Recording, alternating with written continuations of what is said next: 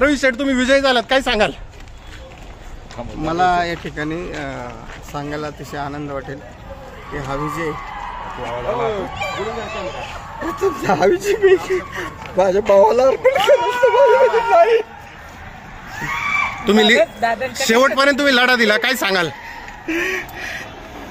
पहिली काय सांगाल? मागच्या वेळेस तुमचा निसटचा पराभव झाला होता, आता मात्र तुम्ही विजयी झालेत. या सगळ्यांचे कष्ट आहे, त्याच्या मागे सगळ्यांचा आशीर्वाद आहे. आणि धन्यवाद मानते. आणि ह्या विजयाचं श्रेय कोणाला द्याल? या विजयाचे श्रेय पूर्ण ग्रामस्थांना देईल, निरगुडसर ग्रामस्थांना देईल. राज्याचे सहकार मंत्री दिलीप वळसे पाटील यांच्या मूळ गावी त्यांच्या सत्तेला धक्का लागलेला आहे. निरगुडसर या गावामध्ये शिंदे गटाचे उमेदवार रवींद्र वळसे पाटील यांनी सरपंच पदावरती विजय संपादन केलेला आहे. रवींद्रजी, काय सांगाल या विजयाबाबत? जरी या ठिकाणी मी जरी शिंदे गटाच्या तर्फे जरी त्या ठिकाणी लढलो, परंतु विकासाच्या मुद्द्यावर आम्ही त्या ठिकाणी निवडणूक लढलेली आहे. गावामधली निवडणुकी तशी वास्तविक पाहता वरच्या लेवलला सर्व पक्ष एकत्र आहेत. मी सर्व गावामध्ये त्या ठिकाणी सर्वांना सांगत होतो, मेन पुढाऱ्यांना, की वर पक्ष सगळे एकत्र आहेत, आपण या ठिकाणी खाली निवडणूक बिनविरोध करण्याचा प्रयत्न करू.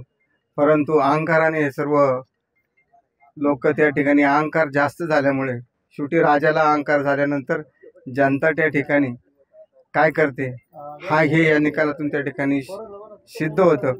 आणि हा विजय मी माझ्या त्या ठिकाणी भावाला समर्पित करीन. कारण कोणत्या मूळ मुद्द्यांवरती ही निवडणूक झाली? कोणते मुद्दे महत्वाचे या निवडणुकीत महत्वाचे ठरले?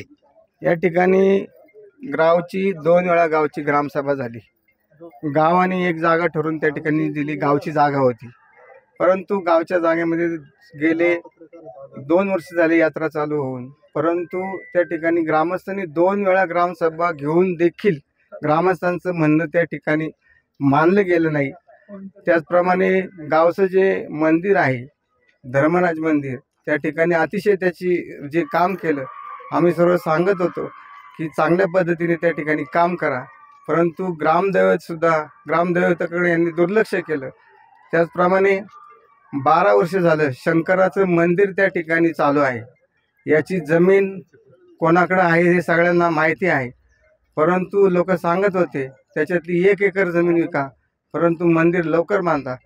12 वर्ष लोक शंकराचं तप करतात, परंतु ह्या मंडळींनी 12 वर्ष त्या ठिकाणी शंकराला तप करायला लावलं आहे. अशी परिस्थिती आहे. सहकार मंत्री वळसे पाटील यांच्या पॅनलच्या विरोधात तुम्ही विजय संपादन केलेला आहे, काय सांगाल? या विजयाचे शिल्पकार कोण आहेत? कुणी तुम्हाला यासाठी मदत केली? या विजयाचे पूर्ण शिल्पकार आमचे श्रीराम प्रतिष्ठानचे सर्व कार्यकर्ते, त्याचप्रमाणे आमचे सर्व नातेवाईक मंडळी यांनी या ठिकाणी मला मोलाची अशी साथ दिली. त्याचप्रमाणे माझा मित्रपरिवार, आजूबाजूचे सर्व मित्र आणि ग्रामस्थ यांनी हा सर्व विजय त्या ठिकाणी संपादन केला. परंतु हा विजय संपादन जरी माझ्याकडनं झाल्यास हा विजय निश्चितपणे माझ्या भावाला समर्पित करेल.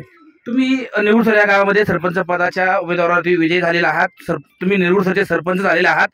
काय तुमची पुढली भूमिका असेल? कोणत्या कामाला तुम्ही प्राधान्य द्याल? कोणती कामं तुम्ही निरगुडसरमध्ये करणार आहात? मी या ठिकाणी बैलगाडा घाट हे शब्द त्या ठिकाणी पहिला दिलेला आहे आणि तो बैलगाडा घाट आगामी हे सगळी प्रक्रिया पूर्ण झाल्यानंतर त्या ठिकाणी ग्रामसभा घेतली जाईल.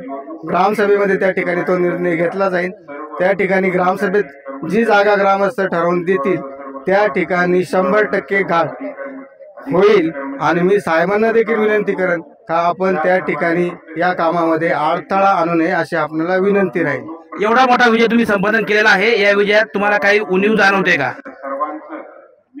या विजयात उणीव म्हणजे त्या ठिकाणी समोरच्यांनी खूप मोठा आर्थिक ताकद त्या ठिकाणी वापरली, लोकांना दम देण्याचा प्रयत्न केला, परंतु एकदा ग्रामस्थांचा उद्रेक झाल्यानंतर शेवटी राजाला देखील त्या ठिकाणी हार पत्करावी लागते आणि त्या पद्धतीने लोकांनी दाखवून दिलेला आहे.